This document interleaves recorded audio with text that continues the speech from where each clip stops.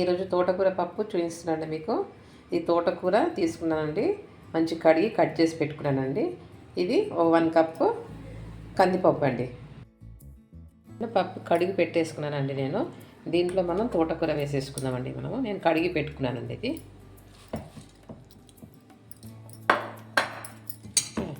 దీంట్లోనే మనం కొద్దిగా జీరా వేసుకోవాలండి. జీరా ఇంత ఈ టీ స్పూన్ చాలా చిన్నదండి. దీంట్లో 1 స్పూన్ వేసుకోండి మీరు. ఓకే, ఇందులోనే పసుపు వేసేసుకోవాలండి. వాటర్ పోసుకొని ఒక 4 విజిల్స్ వచ్చే వరకు పెట్టుకుందామండి. ఓకే, చూడండి పెసరపప్పు ఉడికిందో చూద్దామండి.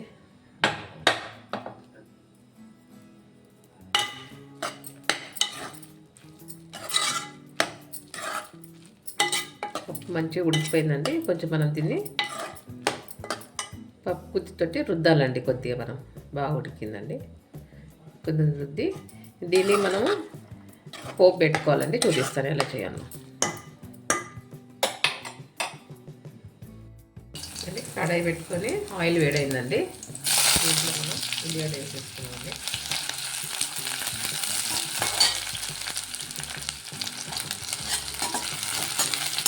ఫ్రై చేసుకున్నామండి. మనం కలర్ చేంజ్ అయింది కదా ఆనియన్. ఇప్పుడు ఇందులో కొద్దిగా అల్లం వెల్లుల్లి పేస్ట్ వేసుకున్నామండి. అండి ఇంత వేస్తున్నాం అల్లం వెల్లుల్లి పేస్ట్.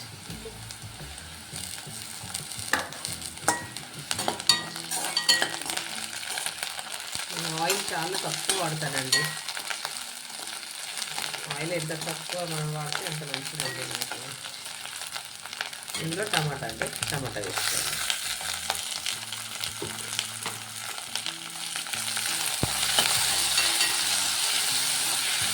ఈ తోటకూర చాలా మంచిదండి, మన హెల్త్కి చాలా యూస్ఫుల్ అండి. ఇది వీటికి ఫైబర్, ఐరన్ చాలా ఉంటుందండి.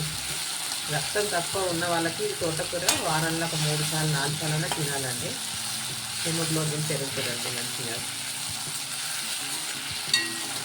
డైలీ డైట్లో మనం ఆకుకూర అనేది కంపల్సరీ ఒకటి యాడ్ చేసుకుంటే మంచిగా అండి. లంచ్ అయినా డిన్నర్కైనా కానీ రోటీ కూడా తినొచ్చండి. ఇది ఈ పప్పు రోటీకైనా రైస్కైనా బాగుంటుందండి. ఇట్లన్నీ మనం మంచిగా ఫ్రై చేసుకోవాలండి. టమాటా, ఆనియన్, పచ్చిమిర్చి, కొద్దిగా ఆయిల్ వేసి దీంట్లోనే మనం కారం, ఉప్పు అన్నీ వేసేయాలండి. ఇందులోనే కారం ఒక 1 స్పూన్ వేసానండి. సాల్ట్ అండి ఒక 1 స్పూన్ వేసానండి. 1.5 స్పూన్ సాల్ట్ వేసానండి.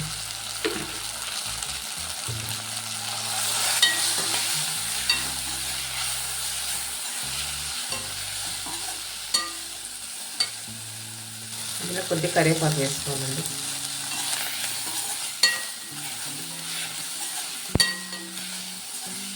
చూడండి ఇది మంచి ఫ్రై అయిపోయిందండి. ఇప్పుడు ఇందులో మనం ఉడకబెట్టిన పప్పు ఇందులో వేసుకున్నామండి.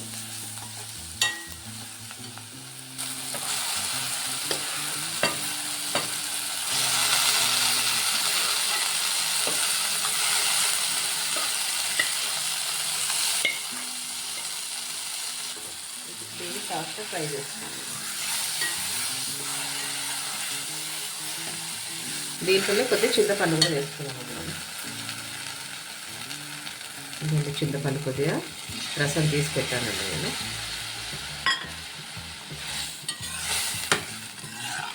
పులుపు అసలు ఎక్కువ ఏం లేదండి. అది 4 రెబ్బలండి. అది చింతపండు వాటర్ అనేది ఎక్కువ ఉందండి, అంతేగాని పులుపు అనేది ఎక్కువ ఉండదండి. మనం చింతపండు ఎంత తక్కువ వాడితే అంత మంచిదండి. టమాటా ఓకే అండి మన హెల్త్ పర్పస్గా, కానీ చింతపండు చాలా తక్కువ వాడాలండి. దీంట్లో కొద్దిగా వాటర్ పోస్తున్నాను నేను. కుక్కర్లో కొద్దిగా వాటర్ పోసేసి వేసేస్తున్నాను. ఓకే, దీన్ని మనం ఒక 2 మినిట్స్ మూత పెట్టి కుక్ చేసుకుందామండి.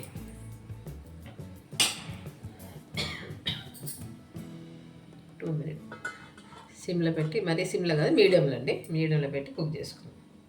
ఓకే, చూసేద్దామండి. 3 మినిట్స్ అయిపోయిందండి. ఓకే అండి, మంచి కుక్ అయిందండి. దీన్ని మనము పోపు పెట్టుకోవాలండి. పోపు పెట్టుకుందామండి. ఆవాలు కొద్దిగా అండి, ఆవాలు కొద్దిగా, జీలకర్ర అండి,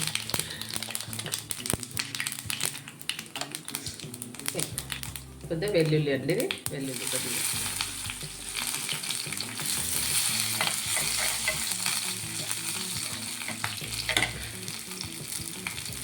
కొద్దిగా కరివేపాకు అండి,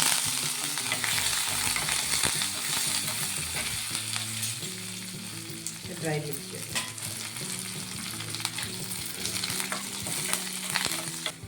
ఓకే అండి. పోపు అయిపోయి స్టవ్ కట్టేస్తున్నామండి. పోపు మనం ఇది పప్పులో వేసేసుకుందామండి. అదండి, పోపు ఇందులో వేసేసుకుందామండి మనం. ఇప్పుడు పప్పు రెడీ అయిపోయిందండి. మీరు కూడా అందరు ట్రై చేయండి. మీకు నచ్చితే కామెంట్ పెట్టండి, లైక్ చేయండి, షేర్ చేయండి, సబ్స్క్రైబ్ చేసుకోండి. Thank you.